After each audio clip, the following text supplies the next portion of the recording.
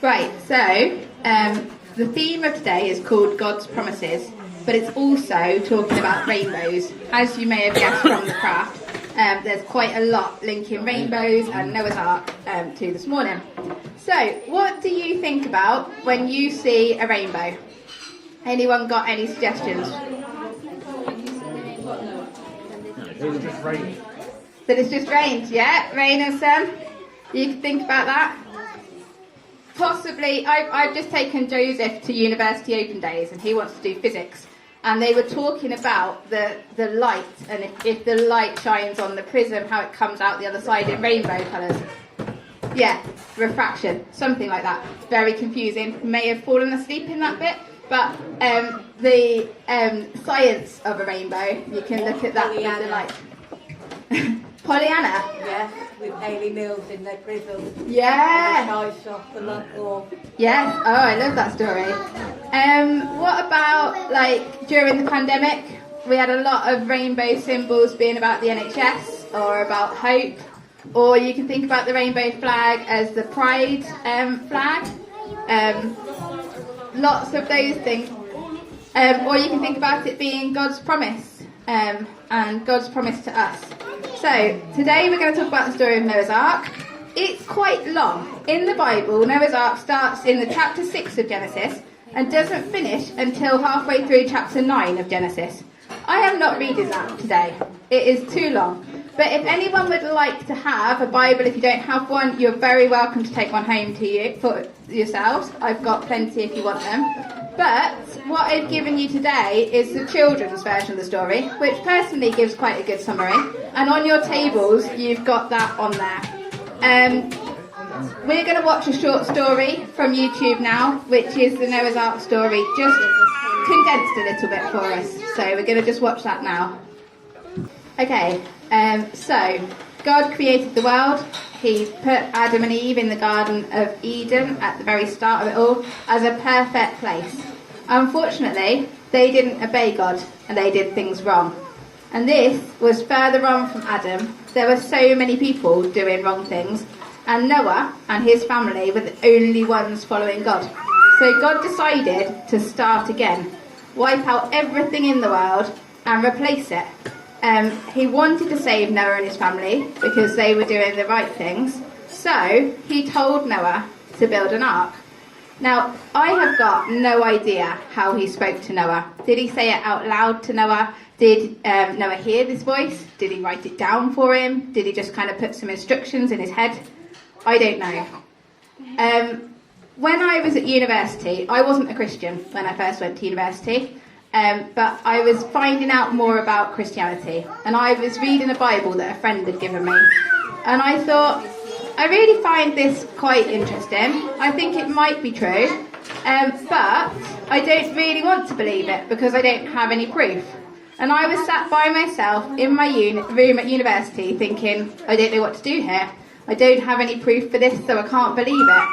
And I felt, I heard God say, believe it because it's true. You don't need any proof. Now, I don't know. As far as I'm concerned, God said that out loud and I heard those words out loud. I might not have done. I might have heard those words in my head.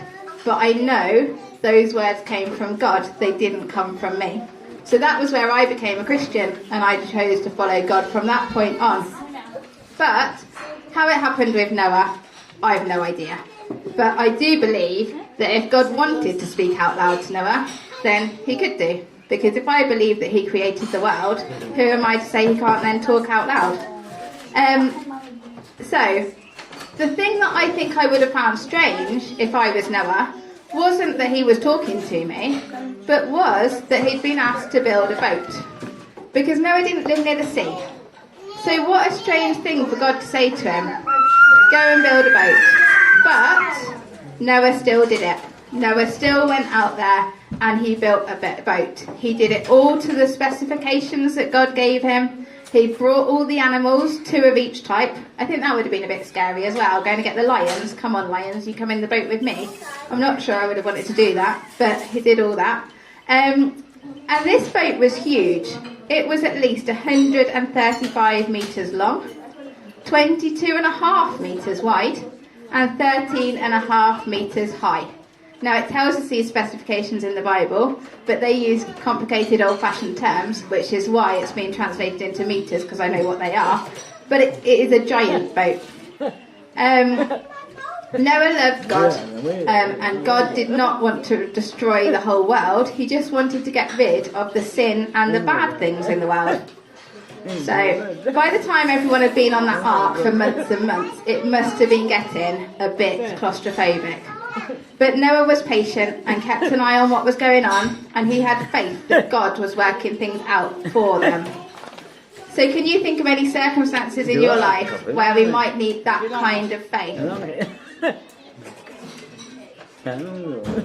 Maybe during COVID, when we were stuck at home and it felt like a really long time before we were allowed to travel again to see our families or to invite our friends round or go to the cinema or do other activities which we'd previously taken for granted. There's a friend of mine, her name's Jude, and her husband had to follow the really strict shielding rules. I know quite a lot of us have had to do that. And he had a letter that said, due to his medical conditions, even if you go out in your garden, you are at tremendous risk. So for 3.5 months, they stayed in their house. And they had a difficult time, all of them in their house. They found it very hard. But after 3.5 months, they got to go out on a family walk for the first time. And they saw a rainbow. Can you put the picture up on the PowerPoint? There we go. Oh, yeah. So this is the first rainbow that they saw. And Jude took that as a reminder that God was there for them, even in the really hard times. The next time they managed to go out for a walk, they saw this rainbow. And it was quite strange. It was a long gap between the times. It wasn't like they went out twice in one day and it was the same rainbow because it was still raining. But they went out different times and saw another rainbow. And again, they were reminded that even on this really difficult walk, God was with them. And then, when Jude was feeling really overwhelmed with situations in her life, she looked out and she saw this rainbow. And so, at these 3 occasions, God really spoke to her, not audibly, but through the rainbows that she saw in the sky. She felt really blessed by God in these times, saw them as a reminder of his promises that he would always be with them, and that he was with them through this most difficult time, and would be there always. So, sometimes, when we need to hold on to God in faith, it can be a long time before we get a hint that things will get easier. But we can be sure that God will strengthen us when we need it. One of the things that Jesus made clear to his disciples and to us was that following him was not going to mean an easy life. Being a Christian can lead us into difficulty and put us under pressure from those around us. So thinking about Noah on his ark, when that dove came back with the olive leaf, what do you think people felt like then? Do you think his family were really pleased? Do you think they felt some kind of hope that actually they might get off this boat soon? Because I can see how they may well have wanted to do that. That song talks about God's promises throughout the Bible, where he's helped each of his people at different times doing different things. So what kind of promises have you made? Do you promise that you won't tell anyone when someone tells you a secret? Or do you promise that you won't be late when you're going to collect your children from school? Or do you promise to take the children to the park if they're good? And do you keep those promises? Do you find it easy to keep promises? The promise that God gave to Noah specifically was that he would never flood the whole world again. There are lots and lots more promises in the Bible, and somewhere in the piles of paper on your table, I think you've got a copy of these. But one of them says, I have good plans for you. Plans to give you a hope and a future. And we can know that God's plan for our life is a good one. And we can rely on him even when life is hard. The next one is, I will give you rest. Sometimes we feel in need of rest. We do not have to do life alone. Jesus is there to carry us when necessary. And although that doesn't mean that everything will be easy, it does mean he can help us through. The next one is I will never leave you. Wherever we are, however alone we feel, Jesus is there with us and will not leave us or forsake us. In the darkest times we can cry out to him and he will answer. The next one says, I am the good shepherd. Now, if you were here a couple of weeks ago, that was what I was talking about, and how Jesus is there looking after us. We are his sheep, and he is the shepherd. And how he died to protect us, but how he is still there for us now. And then another one, God listens to us every time we ask him. We wonder whether our prayers are heard sometimes. We might be praying to the ceiling, we think, or do they go through the walls to God? We can believe that he hears us, and we can know that. Unfortunately, he doesn't always answer the way that we want him to, but he does hear, and he does always answer. And then the next one is, believe in the Lord Jesus Christ and you will be saved.